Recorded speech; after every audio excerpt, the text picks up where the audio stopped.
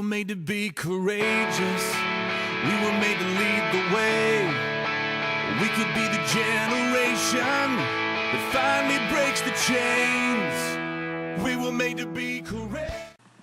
Do you ever feel like you pray constantly, but it seems as God never shows up? Growing up, my mom used to take my brother and I to Capitola Beach every weekend. It was always the highlight of my week. This weekend at the beach was very unusual and something I will never forget. It wasn't necessarily your normal beach day. I remember pulling up in our 74 International Scout. Turning the corner away from the parking lot seconds later, a chaotic scene was happening at a nearby construction site.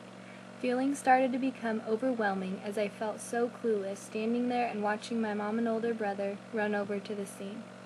At the age of 7, tears started pouring down my cheek as I stood helpless at the local ice cream shop corner, back turned and hands over my eyes. Immediately, I started praying with a childlike faith as helpless screams were coming from every direction. As minutes passed, I felt more and more helpless, but all I could do was stand there and pray, asking for Jesus to show up and help.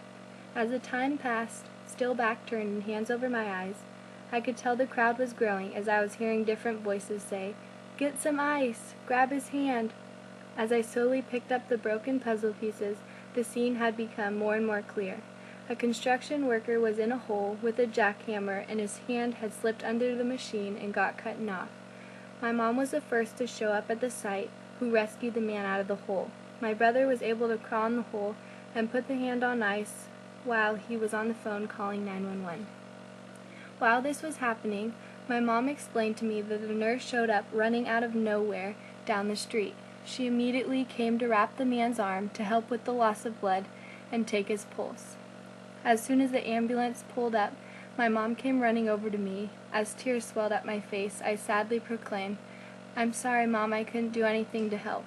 All I could do was stand there and pray that Jesus would show up in some way and solve this problem." The EMT walked over to my mom and said, "Thank you, you saved this man's life. If it weren't for you, he would have lost too much blood." My mom went to point to the nurse who had helped her, but she was gone and nobody at the site knew who she was talking about. God was able to provide this nurse because of doubtless faith. Pounding of our hearts cry.